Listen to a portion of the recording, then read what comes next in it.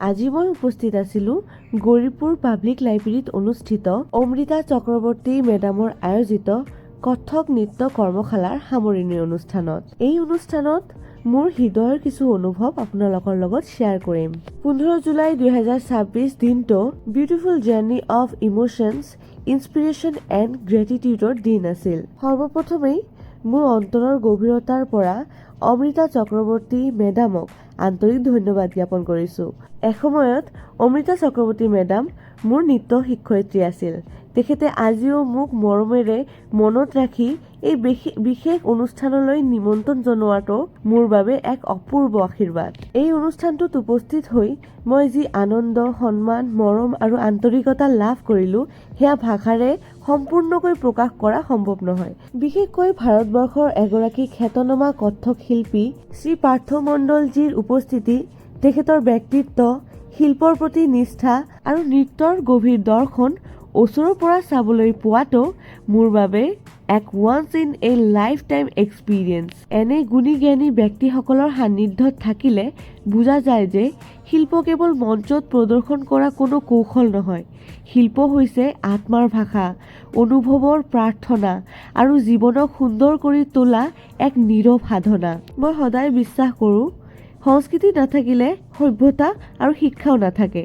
এখন সমাজৰ পৰিচয় কেৱল তাৰ অট্টালিকা, পথ বা আধুনিকতাই নিদিয়ে। সমাজৰ প্ৰকৃত পৰিচয় বহন কৰে তাৰ সংস্কৃতি, সাহিত্য, সংগীত, নৃত্য আৰু মূল্যবোধে। সেইবাবে অমৃতা মেডাম আৰু নৃত্য দৰ্পণ কলা কেন্দ্ৰই লোৱা এই পদক্ষেপ মোৰ দৃষ্টিত কেৱল এটা ডান্স ৱৰ্কশ্বপ নহয়, ই হৈছে নতুন প্ৰজন্মৰ মনত সংস্কৃতিৰ শিপা আৰু মূল্যবোধৰ বীজ ৰোপণ কৰাৰ এক মহান প্ৰয়াস।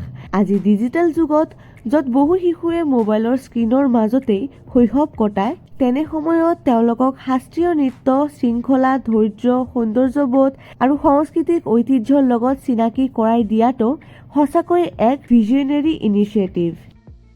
কথক কেৱল নৃত্য নহয়, ই এক ইতিহাস, এক পৰম্পৰা, এক সাধনা। ইয়াৰ প্ৰতিটো পদক্ষেপ, প্ৰতিটো মুদ্ৰা, প্ৰতিটো চকুৰ ভাষা, প্ৰতিটো ঘূৰণি যেন জীৱনৰ একোটা কাহিনী কয়। সেই কাহিনী শুনিবলৈ হৃদয় লাগে আৰু বুজিবলৈ লাগে সংস্কৃতিৰ প্ৰতি শ্ৰদ্ধা। ভিডিঅ'ৰ আৰম্ভণিতে যি দুয়োগৰাকীৰ সুনাম গালো, তেওঁলোক বৰ্তমান মঞ্চত। এয়া পাৰ্থ প্ৰতীম মণ্ডল আৰু নিজে হাতে সম্বৰ্ধনা জ্ঞাপন কৰিছে অমৃতা চক্ৰৱৰ্তী মেডাম। আজিৰ অনুষ্ঠানত উপস্থিত থকা প্ৰতিগৰাকী শিল্পী, শিক্ষক, শিক্ষাৰ্থী, অতিথি আৰু আয়োজকসকলৰ মাজত যি একতা, মৰম আৰু পাৰম্পৰিক সন্মান দেখিলোঁ, সেয়াই মোক নতুন আশাৰে ভৰাই তুলিলে। সঁচাকৈ art has power to unite hearts beyond language, religion and boundaries. মই বিশেষভাৱে অমৃতা মেডামৰ পৰিয়ালবৰ্গকো আন্তৰিক ধন্যবাদ জ্ঞাপন কৰিব বিচাৰোঁ, কাৰণ প্ৰতিগৰাকী সফল ব্যক্তিৰ আঁৰত পৰিয়ালৰ এটা নীৰৱ শক্তি থাকে। তেখেতসকলে যি ছাপোৰ্ট, উৎসাহ আৰু বিশ্বাস আগবঢ়াইছে, তাৰ ফলতেই এনে এখন সুন্দৰ সাংস্কৃতিক পৰিৱেশ গঢ়ি উঠিছে। এয়া আপোনালোকে চাবলৈ পাই আছে অমৃতা চক্ৰৱৰ্তী মেডামৰ পাৰফৰ্মেঞ্চ। মোৰ অন্তৰৰ পৰা বিশ্বাস আছে, আজি এই ৱৰ্কশ্বপৰ ট্ৰেইনীসকলে কাইলৈ অসম, ভাৰতবৰ্ষ তথা বিশ্বৰ সাংস্কৃতিক দূত হ'ব পাৰে।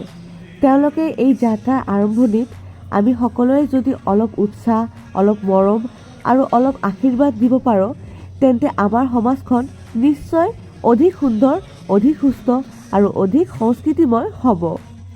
শেষত এই অনুষ্ঠানত উপস্থিত থকা ইচ এণ্ড এভৰি পাৰ্চনক মোৰ অন্তৰস্থলৰ পৰা অসংখ্য ধন্যবাদ আৰু কৃতজ্ঞতা জ্ঞাপন কৰিছোঁ।